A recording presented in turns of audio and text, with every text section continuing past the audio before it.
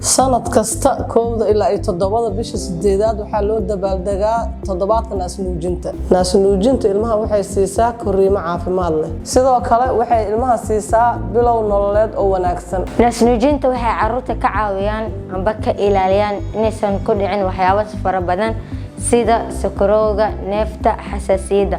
Sidoo kale waxay qayb muhiim ah ka qaataan korishaha dhallaanka. Breastfeeding is very important for mom and the newborn infant.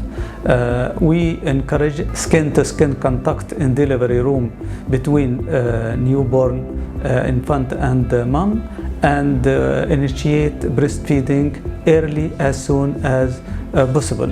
Baaqa sanadkan waa aan u istaagno naasnuujinta bar oo taageer hooyada. Waxaan ku talinaynaa in ay naasnuujintu bilaabato marka ugu horeysa uu ilmaha dhasho. Hooyo naasnuuji ilmahaaga, bulshada adinkana taageera naasnuujinta. Dolmar Specialty and Teaching Hospital. Higsigeenu waa caafimaadkaaga.